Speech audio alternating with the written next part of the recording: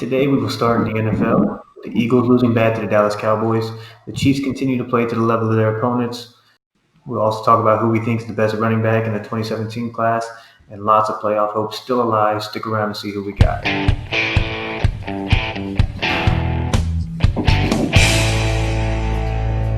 don't have the music playing, so I'm not sure.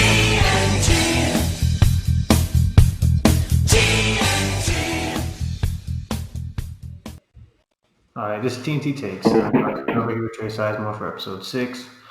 So week 16 has come to an end. Some surprises and a lot of questions that will be answered heading into week 17. Let's just start with this terrible game the Eagles played so we can get this over with. The Eagles had a chance at playoff contention, but they blew it Sunday to Dallas. They lost 37-17. This game reminded me a lot of the first game of the season when they played Washington. Started off with a solid 17-0 lead, and then for whatever reason, defense falls apart, and the offense takes a nap for the rest of the game. And then, even Deshaun Jackson had a deep ball today for 81 yards, which reminded me of the first game. But Philly had some life early on, but then that was it. Hurts started strong with that pass to Deshaun, and then his running ability, but just went flat. Lots of 3-and-outs after that. We did have a lot of injuries, though, specifically to the defense. Our D-line, Josh Sweat, he was out. Fletcher Cox got hurt at the beginning. Got hurt when it was still 14-3. Almost every single corner we had was missing this game, besides Darius Slay, and Dallas just kept exploiting that practice squad call-up, Michael Jaquette. He was targeted 9 times for 182 yards. Good Lord. Just awful. I mean, he might get sent back down to the practice squad. That's rough. I mean, even our starting cornerbacks are backups to most teams. So our backups are practice squad guys, and so when our starters get hurt, we got to pull those guys up, and that's going to hurt every time. There was also some crucial mistakes and some crucial calls that really ended this game. The Eagles get an interception. Darius Slay got an interception, which is like our first interception by our cornerback in over a year or something like that. And, just terrible. He got us in great field position, so we were already in the red zone after the interception. We ended up getting a holding call and then like 3 false starts. We had 12 penalties this game for 115 yards. We ended up fighting 4th and 15 that drive. I think it ended up being like a 48-yard field goal, and we decided to go for it. Down 13 with the whole fourth quarter still left. I mean, it doesn't make sense. It's obvious you kick the field goal in that situation, make it a 10-point game. Instead, Doug Peterson, decides to go for it and give the ball back to Dallas with no points or momentum after interception. But we stop him. We get back to the red zone in the 4th, and it's looking like a good chance to score. And then Hurts throws an interception. That's the only turnover that I really blame on him. He throws another one later, but who cares? You got to fling it down the field with like a minute left, just trying to get some life. But yeah, that interception was an awful decision. It was an easy interception right on the goal line. And then another big one was that fumble call. I can't believe they didn't overturn that. I thought the replay really clearly showed that he had both knees, at least one knee down before the ball started to move. But the call stood, and it was basically game over after that. We had another scoring chance, like I said later, that led to the interception from Jalen Hurts. I think it was a 3rd down, but it was late in the game when you had to fling it. I think we're already down 20 probably by that time. I mean, the only excitement the Eagles had now is to upset one of the other NFC East teams. I mean, we basically decide who gets to win the division because if we beat Washington, they're out. It's either Giants or Cowboys after that. If we lose to Washington, it's Washington. So, but Hurts ended up with a decent game, I guess. He went 21 of 39, 342 total yards and 1 touchdown, 2 interceptions and a fumble. Like I said, I think I only blame 1 interception actually on him, and then the fumble I don't even think was a fumble. But yeah, they just torched Michael Jaquette all game long. Once Fletcher Cox came out, our pass rush was obsolete. It was gone. There was nobody No getting. matter what, if anything happens to him, it's going to be a huge void to fill because how impactful he is on the defensive line. Oh yeah, he's a Pro Bowler. I mean, he's tough to replace. But yeah, I think this game kind of hurts,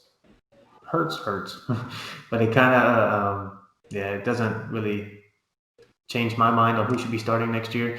But I think it is going to make it more difficult for the front office to make a decision between Wentz and Hurts, especially if he comes out and plays like this again. Then if he comes out and has a good game, you can kind of push him above Wentz. But when you're paying Wentz that contract and they both might be on the roster to start next season, it's going to be a tough decision that they have to make.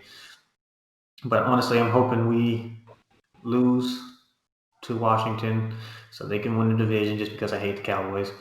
And then I hope Hurts has an amazing game, though. And I hope that we end up, it should give us like a top 9 draft pick. Fill some holes you guys need. Yeah, mostly defensive wise, but we also need receivers. We just have bad players all around. We have nothing. I'm not sure what we're going to do. It's hard to keep going with those wide receivers in the first round and blowing it every fucking time. So you guys messed up with Jefferson. I was really hoping you guys were going to get him. I thought that's who we were going for, and then we picked Jalen Reagor. And it's not like Jalen Reagor's been bad. I can't say he's been bad, but he hasn't. He hasn't been healthy. Yeah, he's played a handful of games, but when you see what Jefferson's doing, you gotta say that. You can't say you didn't miss. You missed. They missed on Arcega-Whiteside too. And it's just I don't know. Has he even played at all this year?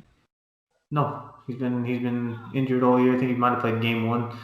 Yeah, he's been injured all year. I don't know who's to blame more for this Eagles team. I don't know if it's the GM. I don't know if it's Howie Roseman, and I don't know if it's the coach Doug Peterson because he doesn't know how to call plays anymore. I don't know what happened to him, but even since the Super Bowl, we're one game under 500 since the Super Bowl. Yeah. We haven't had a good year since the Super Bowl. We keep having good ends to the season, which gives us life, and then we decide to not do anything over the offseason because we're like, we're a playoff team. I'm actually happy we didn't make a playoffs this year, and they can stop thinking we're a playoff team. Mm-hmm. We'll do something. But yeah, it's either, Wentz was part of the blame, but I think it's all around. I think it goes to the GM. I think it goes to Doug Peterson. I think it goes to Wentz. And it's just we have bad players. You can't say that, and that comes from the GM. Yeah, it's just terrible. But yeah, we'll get off of that awful subject. So the Chiefs beat the Falcons by 3. I was expecting more. It was only 14-17. Yeah. Weak game by Kansas City. It's just the Chiefs being the Chiefs, though. Playing to the level of their opponents, but of course winning. But I really think this could cause them some trouble in the playoffs if they continue to do this type of, just wait till you're down or wait till you're play to the level of your opponents. If you play like this against the Bills will beat you. I don't know what's your thoughts on the game and maybe playoffs. I don't know. This game, like you said, every week we're playing to our level of our opponent. Like we should have blown out a lot of teams this year, but I don't know. This game it kind of seemed like they were changing the way they called plays. They were kind of like not trying to say like resting some players like that, but like Hill only saw 6 targets. When all season he's been almost averaging 10 plus targets a game, and then Hardman back-to-back weeks, 3 weeks in a row actually with plus 6 or more targets. And before that, he wasn't getting a lot. But we had an injury, Watkins injury, Hurts. We don't know if he's going to be back fully healthy for the start of the playoffs. Like he's not a huge factor, but he also is because he leaves off some pressure for Hill and Kelsey. But other than that, we had no sacks. Our offensive line did pretty good. Mahomes still got hit a couple times, but he was able to get the ball off. He did 24 for 44 with 278 and 2 touchdowns, 1 pick. The 1 interception was just awful. I don't know how he didn't see the linebacker standing right in front of him. Yeah, I saw that one. I don't know. And we almost got the ball back if Robinson would have ran down there. That's twice I've noticed Robinson just being stupid. Hill punches it out into Robinson's jogging, getting beat by defensive linemen. And 4th and 2, trick play, Watkins throws the ball to Mahomes. I was going to ask you about that. What do you think about that play? Watkins can throw. He has a decent arm. as you can see. I mean, but But it wasn't you a great don't decision make to that throw to a throw it. quarterback Exactly. I mean, even if he unless he's wide open. You don't make that throw. exactly, even though you guys ran a trick play on 4th and 2, which is kind of surprising and not something I would do. Usually we kick field goals. We barely go for it on 4th and 2. I mean, 4th and 2 though. I mean, anybody can get those 2 yards, man. We went for it like maybe 5 times all year. We Yeah, kick field goals. but yeah, the trick play didn't. I mean, you guys ran the trick play, which is fine. But Yeah. I don't get why he threw it. It was obviously not open. Yeah. I mean, He had a safety at the top. Not like the linebacker was on him. He had a safety. Safeties can catch. And Mahomes isn't jumping up and getting that. No. Yeah, I didn't understand. But other than that, Kelsey proves that he's the best tight end in the NFL. Still dominating. And then our running game was still not the best. Williams had 10 attempts for 46 yards. Bell had 7 for 30. I think really they're trying to rest Bell as much as possible just in case Clyde's not back for that full playoff run. So we're going to see a little bit more Williams. And like this week, we're going to see a lot of backups. I'm hoping we win because our record-wise, I'd like to see what they do, but you can't really base this, if we do lose, off of all of our backups playing. Against the Chargers team that can upset anybody. They're a solid team still, too. Yeah, nobody's worried about Week 17 with you guys. You guys have locked up that number 1 seed to bye. And you guys are the favorite by far, so. Two things I do want to point out on the defensive side, which have been huge by Veach. Gay finally got to start at linebacker. First time all year, second-round pick. He's been playing a handful of snaps in the base defense, but with 2 linebackers out, he finally got to start. He led the team with 9 total tackles, 7 solo, 1 tackle for loss, and a forced fumble. He was flying all around the field, rushing up and stopping the run. And that's one thing that's been our biggest weakness with Hitchens and Wilson and Neiman at times is that they don't want to use momentum and go hit the run at the hole. And you notice he just wants to go and hit somebody. That's one of the favorite things about him. And hopefully next year he has one of our biggest roles on defense. And then Ladarius Sneed, 4th-round corner. And I think if he didn't get healthy, he's competing for Defensive Rookie of the Year. He had 7 tackles, 6 solo, 1 for loss, 1 sack. And he almost had a pick. That is 2 weeks back-to-back with a sack, which you don't see a lot from corners. And in general, 7 tackles from a corner. He plays a lot of slot now. It's because Breland came back. And he, at one point, was leading our team in interceptions until Matthew took over with interceptions-wise. But those two, I hope they get a lot of opportunities in the playoffs to show what they've been doing all year and how we are finding some sleepers in the 4th and 5th round like we have the past couple of years. And then the only thing I have to say about that is, like, the pass rush was iffy. Jones had a sack. Clark had a sack. Ford had a sack. But other than that, Jones had 1 tackle. Matthew had 1 tackle. Clark had 2. That's paying a lot of money to 3 of our biggest defensive guys for a combined 4 or 5 tackles. Like, that's not going to do anything come playoff time because teams are going to go back to running. It's getting cold. We're doing decent against the run, but you can't stop it all day long.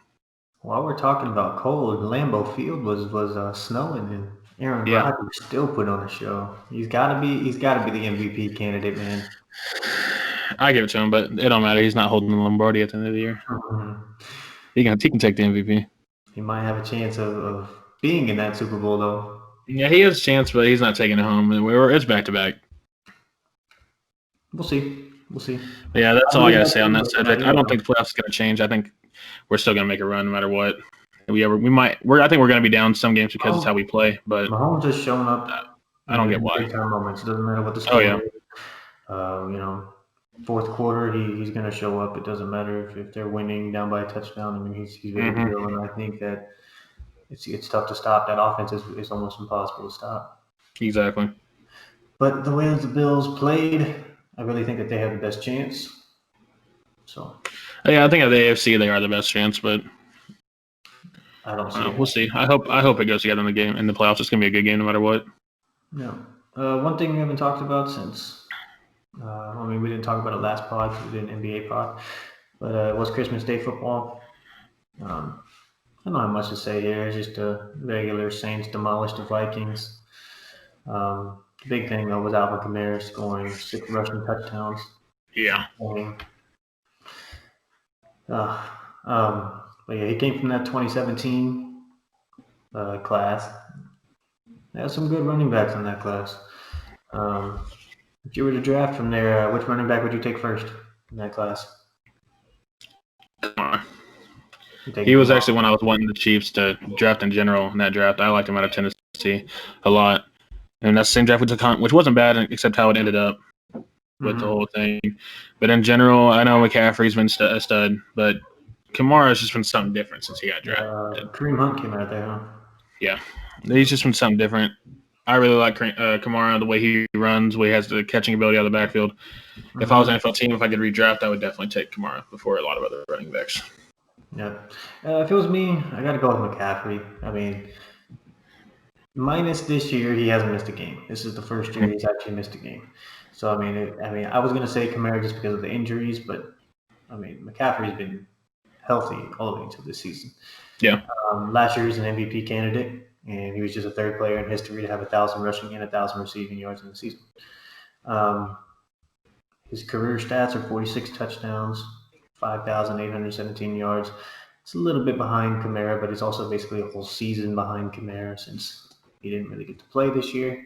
But he's also on a team where he is one, if not the only option. Yeah.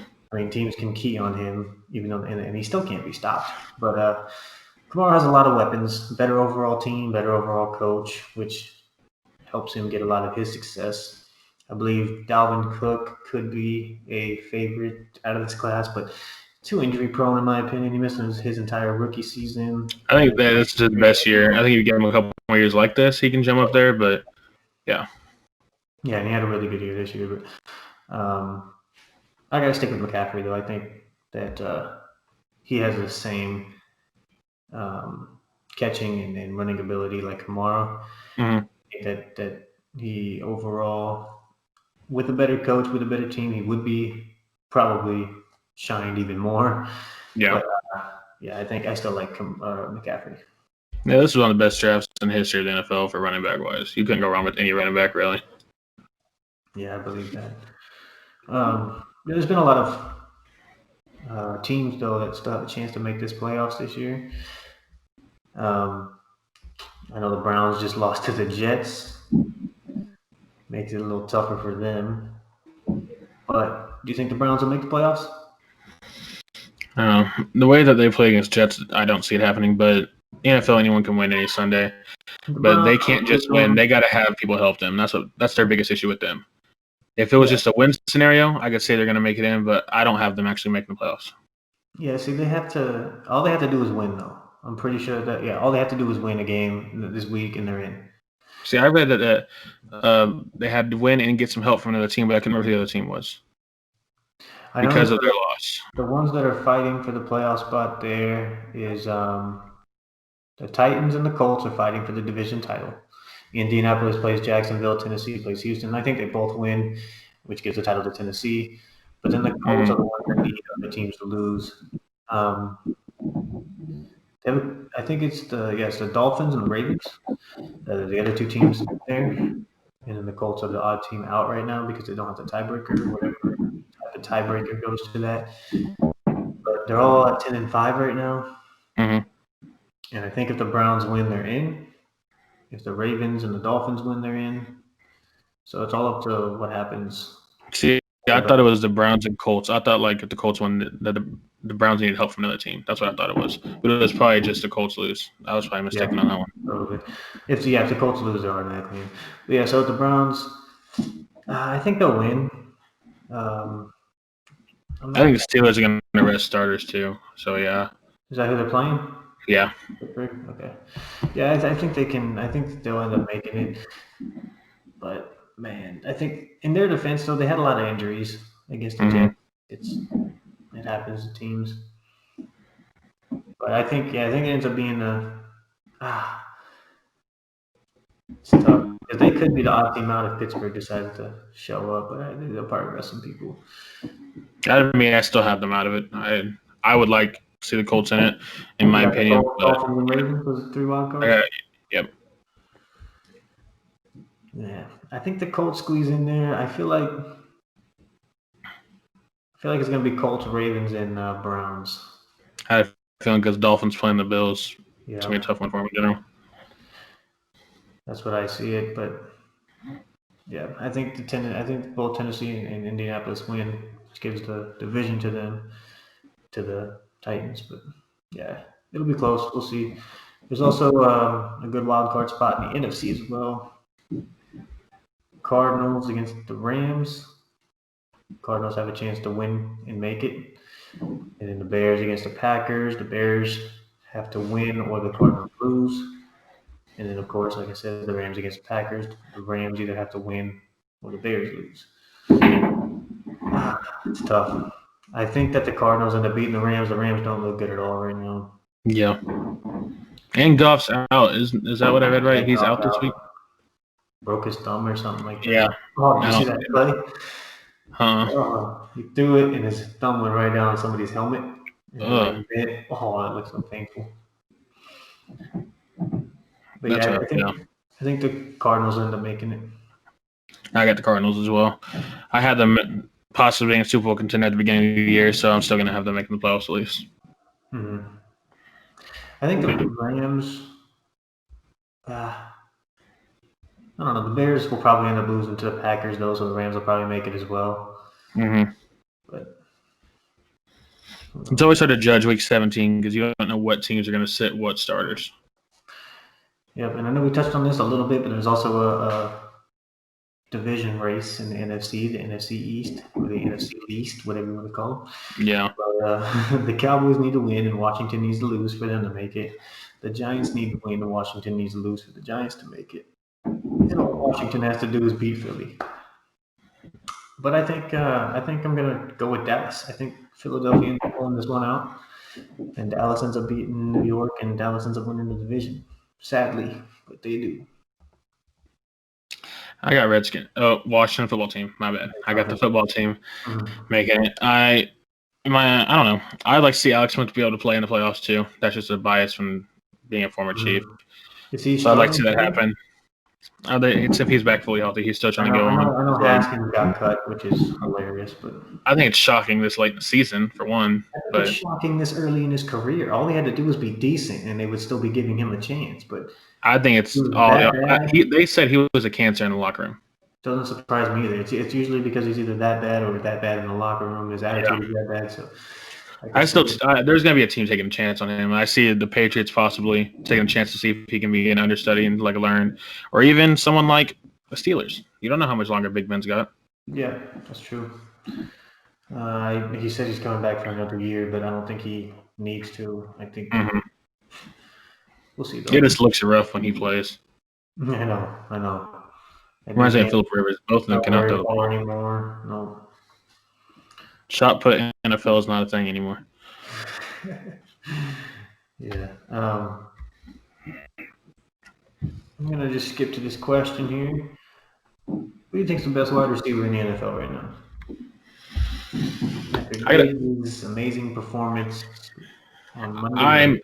I'm actually just going to say my top three based on this season because I can't judge my one because my 1 and 2 are close. My 3 is Diggs. My 2 is Adams, and 1's Hill. Adams for playing less games, and he's leading the league in touchdowns. I think if he had a fully healthy year, he could be 1, not going to lie. But I don't know. Him and Hill, in my mind, are tied because of what they both do on the field. And then Diggs has been amazing since going over to Buffalo. It worked out for both teams, though. They got Jefferson in the deal. So it worked out for both teams in that trade. But Allen's finally got a true receiver to throw to, and you can tell that's all he was missing. Yeah. And Diggs' numbers have been amazing. Yeah, you can't go wrong with Adams. I actually have him as number 2, and I have Hill as 3, and then Diggs as 4 actually. Just because I don't base it off of 1 year. So my number 1 is DeAndre Hopkins still. I watched him coach the Eagles. That dude has the best hands I've ever seen in my life. Oh, yeah. He will not drop anything that hits his hands. Good coverage, bad coverage, it doesn't matter. He catches the ball. He'll jump over. He's not even super athletic. It's just that if it touches his hands, it's his. Yeah. And that dude, he's second in receptions, third in yards, and he continues to have successful years every year. Every year he's considered a top receiver. And the only thing that he's lacking is the touchdowns. If you're not basing it off of just this season, Hopkins my number 1 as well.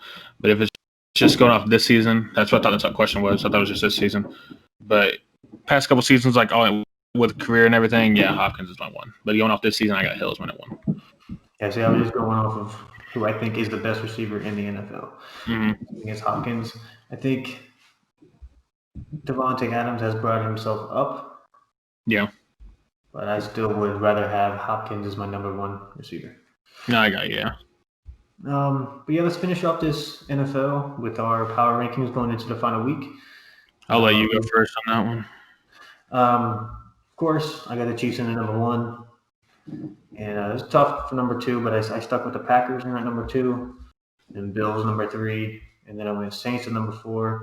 And then the hardest spot was this 5 spot because nobody can seem to continually stay in this 5 spot for me. I had the Steelers at one point. I had the Titans, I think, last time we did this. This time I had the Ravens. They're the hottest team, I think, right now that at least has a chance to make somebody upset in the playoffs. But yeah, I don't see the Steelers in at this spot anymore. I've seen people talk about the Seahawks maybe, but I don't know about that. There's a lot of 10-5 teams that could be here. It's just a really tough decision. I don't like the Browns anymore after their 3 losses in a row now. Yeah. But yeah, so I went with the Ravens as number 5. Yeah, I got Chiefs 1. I got Bills at 2, Packers at 3, Saints at 4, and I'm sticking with the Titans at 5. Man. Mine hasn't changed at all, but yeah. We got blown out by the Packers. I can't put them in at number 5 anymore. I don't know. I still have it at 5. I like how they played all year in general. I'm starting to become a fan of Tannehill and how he's doing. They've been, for some reason they got blown out by the Colts one time, and they lost to somebody else bad, and it was just like sometimes they show up, sometimes they don't. I think it all depends on, what Derrick Henry does. If he's not having an insane game, you can't expect him to win. Yeah. Tannehill's good, but he's not lead a team to the Super Bowl type good. Lead a team. I mean, he's not the best player on his team type good. Yeah, I feel you. But yeah, it's a difficult number 5 spot. You could slide a lot of teams in there. Another team that is looking decent towards the end of the year is the Bucks, but I can't put them in at number 5. It's a tough decision. Yeah, there was a lot of teams I could put in it. I really couldn't decide on one. My 1 through 4 hasn't changed. Yeah, 1 through 4, those 4 teams. Yeah. All right, now we're gonna move on to some NBA news. We got the Nets and Heat game recaps of how they played during this week. We have the Mavs record-setting blowout. It was awful. We have we're gonna say which team do we believe has surprised us the most this year, and then we'll also discuss how the player of the week was chosen and if we think they're correct on that. So yeah, let's just start with the Nets' 2 losses. They lost to Charlotte. They lost to Memphis. The biggest loss was Spencer Dinwiddie. That it's not a huge loss, I don't think. I mean, of course, he's a tough piece to fill. There's been some questions on who we're going to put into the starting lineup for him. I think you keep LeVert on the bench. Yeah. Because the way he plays is not going to fit in with Kyrie and Durant at the same time. In my opinion, I think Shamet for defensive wise wouldn't be bad. I've been thinking Shamet or Timothy Luwawu-Cabarrot. Dude's been playing really well. I know that another person brought up Bruce Brown. Bruce Brown could get, but he hasn't played a minute all year. Except like the first game, I think he played like 2 minutes and scored 2 points. But I don't think we can just chuck Bruce Brown into the starting lineup after all this time not playing a single minute. Oh yeah. But I think if we throw in like a TLC, then we still have the same exact bench. We have LeVert, Shamet, Prince, Green, and Allen. Yeah. That's the benches we had. But yeah, also in that first loss to Charlotte, we lost by 2. I mean, the Hornets played pretty well though. Gordon Hayward had a good game. Terry Rozier had a good game. Gordon Hayward had 28 points, 6 rebounds, 7 assists. Rozier had 19 points, 4 rebounds, 5 assists. But the Nets turnovers, man, we turned the ball over 19 times. And then the bench was awful. Just awful. All they had to do was maintain. I think we were up by 2 when most of our bench came in, and all they had to do was just maintain the lead. And not even that, they just had to keep it decent, maybe, but the momentum swung as soon as we put in the bench. LeVert shot 2 of 7 from 3. Shamet went 0 of 8 from 3. Prince went 0 of 5 from 3. And when these guys were on the court, we were outscored by 12. When Kevin Durant and Kyrie were on the court, the Nets outscored the Hornets by 7. So, the bench is going to have bad shooting nights. I think they're going to be a little inconsistent all year. But I think Nash will make a smart move like he did. He put TLC in there after half and basically benched Shamet the rest of the night. TLC ended up shooting 3 of 3 from deep. I think he's ready to take some minutes. Like I said, he might even be that starter. Mm-hmm. But yeah, the turnovers mixed with a bad night from the bench, it's going to be a loss almost every time. I mean, it would have helped to have Dinwiddie. He got hurt in the third, missed the rest of the game. Jeff Green, Torian Prince, man, that dude. Like I said, he went 0 for 5. He also shoved Bismack Biyombo in the back like 3 times, and they kept calling down him. One of the times when he shoved Bismack Biyombo, the elbow came down right into Jeff Green's forehead. And so it cut him, and he had to go back to the locker room. So Jeff Green missed, most of the game after that, most of the second half. Yeah. And but yeah, games like this, when you count on shooting so much, it's tough. I mean, most instances though, KD and Kyrie can kind of pull us out of it and come back to win these games. But the turnovers added to it, it's just bad. KD did have a chance to win the game. I don't know if you saw it. I was not able to catch the end of that game now. Well, we were down 2 with like 12 seconds left.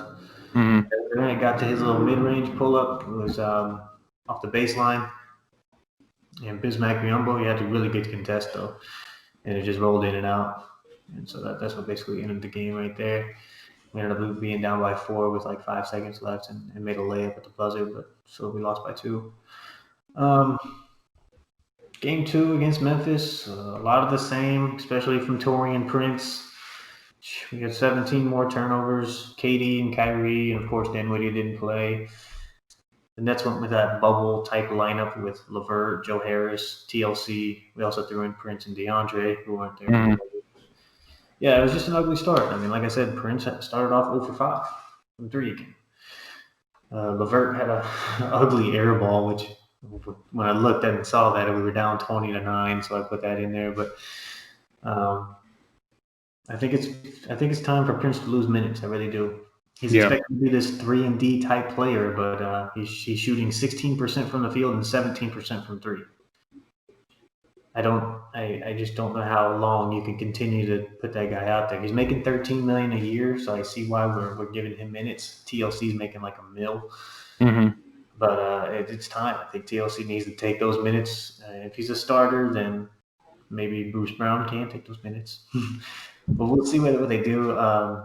But yeah, he's a 3-and-D type of player supposedly, and the dude has no hustle, shooting terrible, and has 2 rebounds a night. That's what he's averaging, and it would be 1 rebound a game if he didn't have 5 rebounds 2 nights ago. He ended up with 5 rebounds, so it helped his average a little bit. Doesn't he play in the small 4 mostly, or is it still the small 4 spot? He plays a small forward, but he's supposed to be our 3 or 4, whenever we put him at. He can play power times, and he can get 2 rebounds a night, maybe.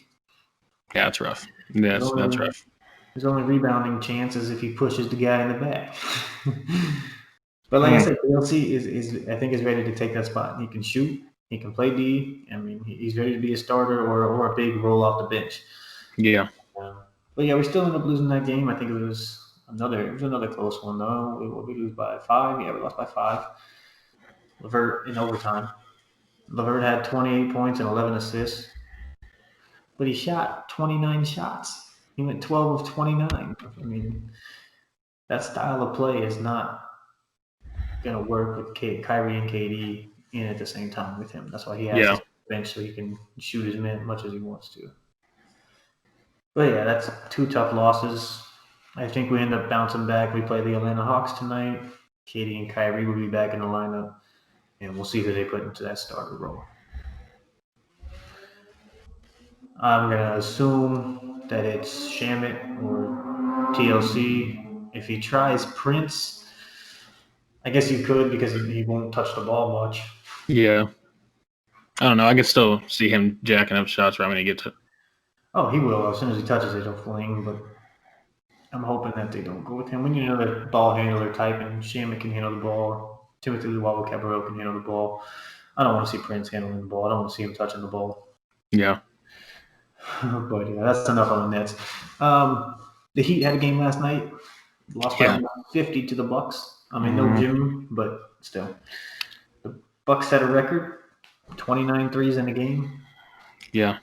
And then, the Bucks started off quick, never really turned back. Started off 10-0, and 21-3 after that. Up 20 after the first, up 30 at half.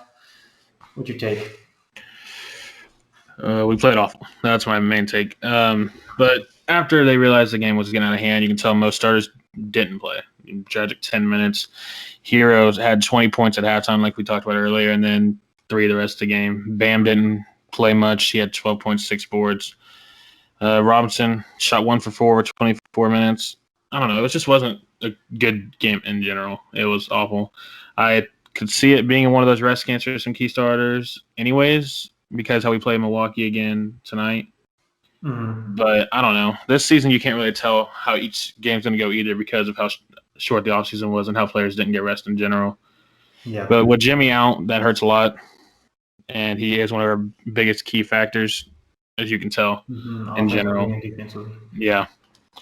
But I don't know. It was nice seeing players get more minutes. None didn't shoot great at all. I hate when he shoots the basketball. He's awful at shooting threes.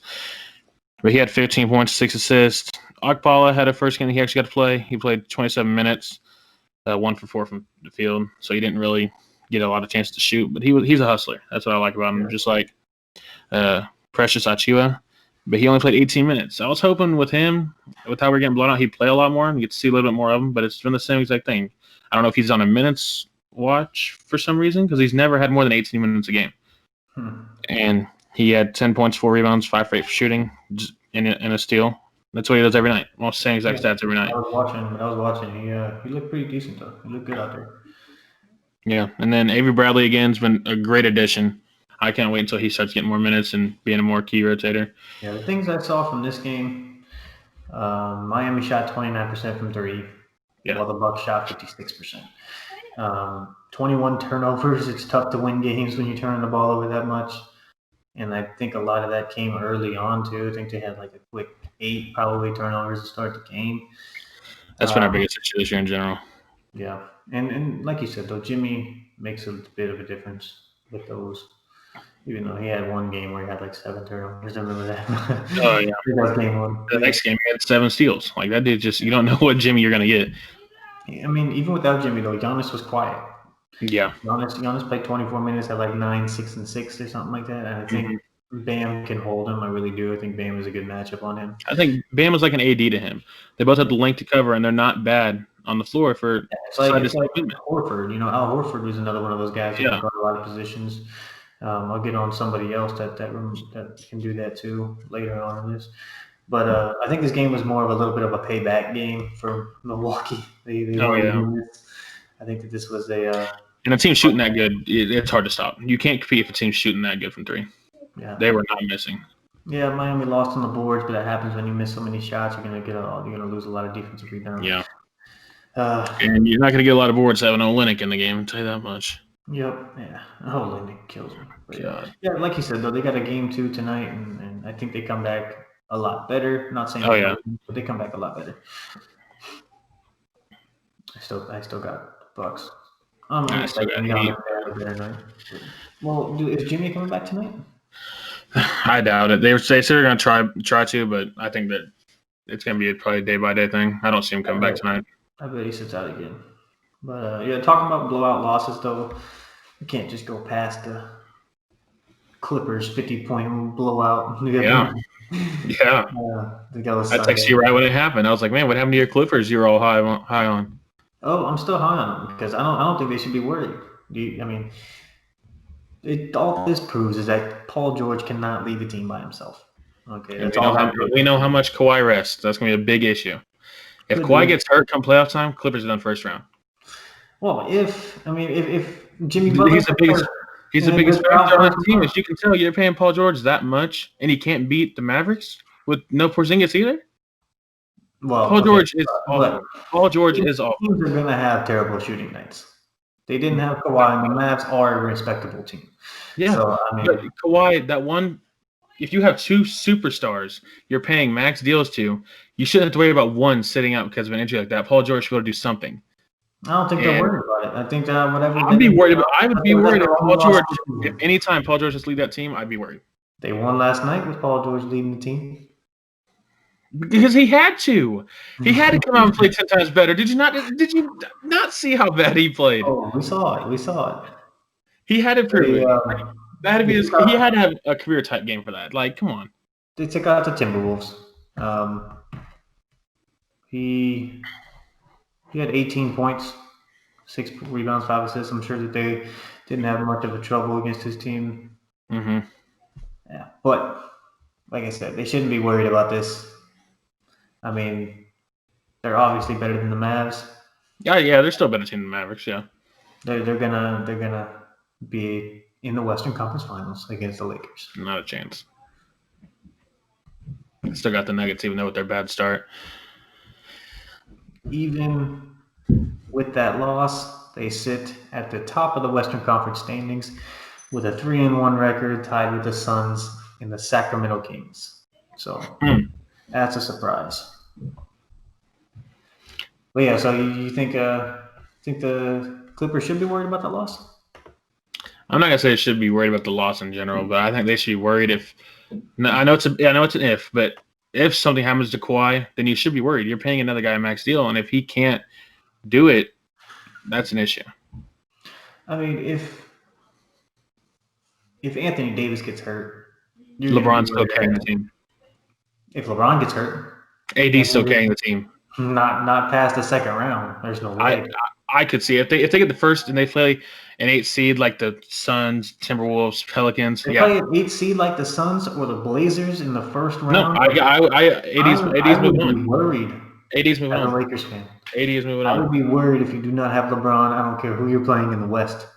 I would be worried. And I mean that goes for any team. If Kevin Durant goes down, I'm worried as a Nets fan. Kyrie Irving goes down, I'm worried as a Nets fan. Spencer Dinwiddie went down, and I'm a little bit worried as a Nets fan. Kendrick Perkins. Can we change our 6th Man of the Year award for that one? Oh, well, yeah. We'll do that midway. We always have a restart, remember? We both got screwed on that one. Yeah, we did. But yeah, Kendrick Perkins came out and said that since we lost Dinwiddie, our finals chances are gone. I don't see that happening. So it's still between us and you guys. One of the biggest idiots on SportsCenter. He said that Karis LeVert, the Nets have to put him in the starting lineup now. We have no other option. Me and you just came up with like 3 other options. Yeah. So I don't know what he's talking about there. He obviously. I don't see why teams want just scorers in the lineup. I don't see why. You need a guy who's going to be a main scorer on the bench, like what the Heat are doing with Dragic. Yeah, he leads it. You also need a guy that can play defense in the starting lineup. Yeah.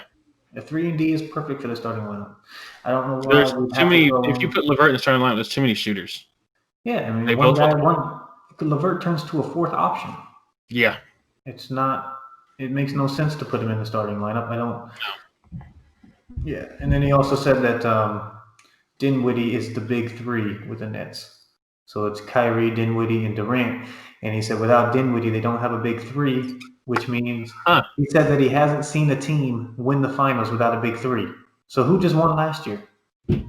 Who was the Lakers' big 3? Like who could have been the 3rd? Kuzma. They won the 2. They won the 2. I don't get where that guy was coming from. I swear, if you play any type of sports, you can easily become an analyst. Like you don't have to have any thought or He's brain lucky being he was able talking to two people one person that played football and one lady that is more about football, obviously, because He's lucky he wasn't talking to Shannon because Shannon would have went off on him. yeah. Shannon, I mean, Max Kellerman would have went off on him. I know Yeah. Max makes some Max knows Skip. what he's talking about. Stephen A, they would have, I don't like Skip God. at all. I don't like He Skip at still all. would have went off on Perkins because it's a stupid theory. Yeah, Perkins, but he was going against two people who mostly talk football, so they were like, oh, yeah, I'm not going to disagree with the NBA player. And they even said that, but whatever. But yeah, so back onto this. That blowout was a surprise. But which team to you is the biggest surprise so far? I'm going to go with the Hawks. Starting off 3-0. Trae Young's been amazing right Trae now. Young's been MVP caliber. 34 points per game, 7 assists. And he's shooting lights out. In general, you can tell that their offseason additions have been great. Mm-hmm. Bogdan has been solid all year. Rondo has been a great point guard off the bench, leading the second unit. And then Collins and Capella, I think they're meshing actually pretty well. And some people are afraid about how that's going to be. But Collins has been actually able to shoot the ball pretty decent as a 4. And I see them actually being a threat this year for how they're playing. I know it's early, but they're playing really solid, and they have a lot of key pieces on the bench and starting lineup. I don't see them making it far in the playoffs, but I can see them upsetting a team possibly. They're not there yet, but they could be in the future. The Hawks don't surprise me yet. You might have jumped the gun a little bit on this one. Not only is it early, but they played the Bulls, the Grizzlies, and the Pistons. Oh, I know. Some of the That's what I said. They're saying because early. bottom of the conference type teams. I mean, Memphis might sneak into that 9-10 spot to try to make the playoffs, but the Bulls and Pistons are probably going to be the last two teams in the Eastern Conference. And we'll see how they do against the Nets tonight. But I can't put the Hawks as my surprise team yet. My surprise team is the Denver Nuggets. Everybody's expecting them to be a top 2, maybe 3 seed in the West, and they're starting off 1-3. I will give it to them. Jamal Murray's hurt right now, but still, starting 1-3 is a little unexpected. Yeah. Jokic has been balling. I just don't think the team seems as strong as everyone expected. Jeremy Grant, I think, is a bigger piece than people gave credit for. Earlier, I said I was going to bring back another guy that can guard every position. Jeremy Grant's one of those guys. He can guard all 5, and he's a great stretch forward, and he fit really well into that team. I don't think overall I'm worried about them, the Nuggets. I think that they're still going to end up being probably top 5 for sure, maybe top 3 again. But it's just the 2 losses to the Kings is what baffles me. The Kings are 3-1 with 2 of the wins coming from the Nuggets, which I don't get it. But Murray shot terrible in that first game against the Kings, and in the second game against the Kings, they were without Murray. Their only other loss was to the second best team in the West, the LA Clippers. Actually, the first, if you're talking right now. Yeah. I'm not going to fault them for that one because that's the team that's going to make it to the Western Conference Finals. But also, Michael Porter is looking really good, so I think they're going to be fine. Yeah. Michael Porter has been averaging like almost 20 a night, and he's been getting boards, assists, steals. He's been doing everything. It's just surprising to me that they're 1-3, and then that 2 or 3 losses came to the Sacramento Kings. Yeah, it's hard this year in general, like I said earlier.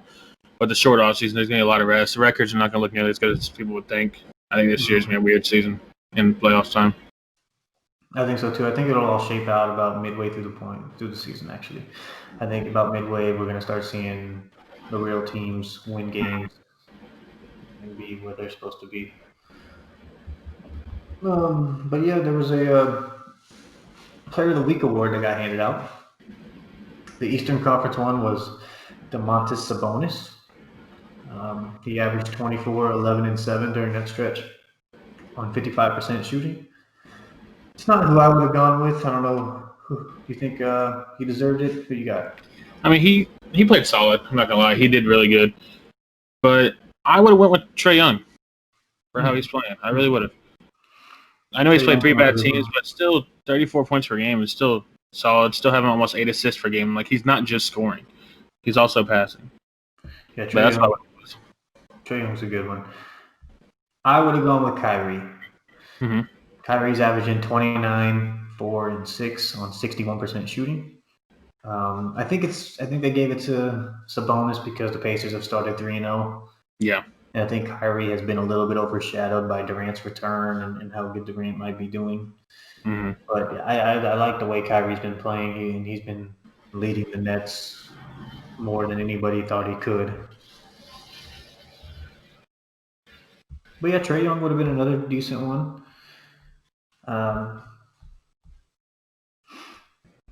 Yeah, it's tough, but I don't think Sabonis deserves it over either of those, in my opinion. Mm-hmm. But yeah, and the I think Western what you said, Conference, starting 3-0, and then they wouldn't see the Pacers really doing much this year. So yeah, I can see why they gave it to him. Yeah. The Western Conference, Brandon Ingram got it. I like the pick. He averaged 27, 7 and 7 on 44% shooting, but again, it's not who I would have given it to. Mm-hmm. I would have gone with the Joker. I would have given it to Nikola Jokic. That's my exact thing I was going to say. Jokic was mine. He averaged 24, 12, and 14 with 2 triple-doubles and 62% shooting.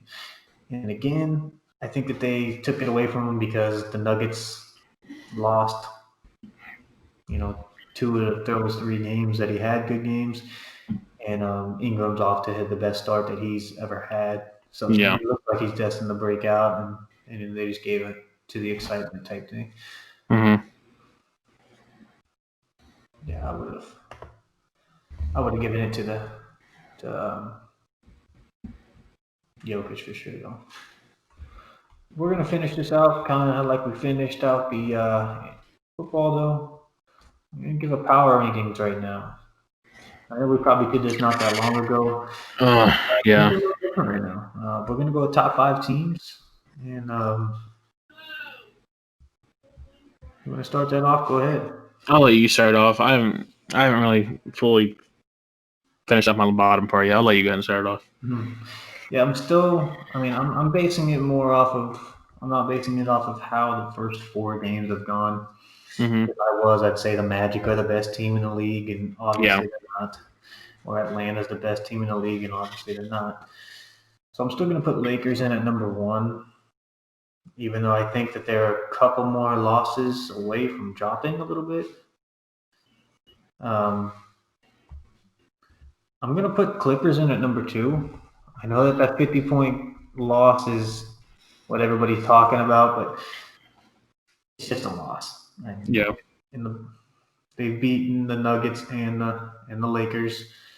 They won last night against Minnesota, but at 3-1, I think that they're going to be pretty solid. And then my number 3, I still have the Nets. We lost 1 game with KD and Kyrie. I still blame that on the bench. But I think that we come out tonight and whoop up on Atlanta, at least by 15. And then number 4 is tough. Because I don't want to give it to Milwaukee. They really haven't looked that good. They have had 2 blowout wins and then, a loss to a Kemba-less Celtics and a loss to the Knicks by 20, which is insane. Yeah. So I'm going to go with the Sixers in at number 4. Mm-hmm. They have been looking really good. I know they lost by like 24 to the Cleveland Cavaliers.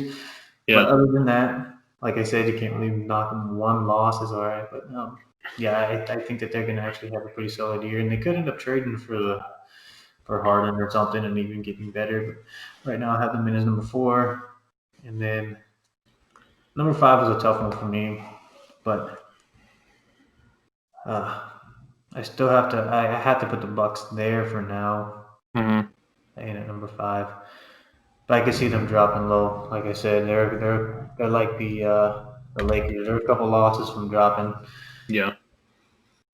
But yeah, that's my 5 for now.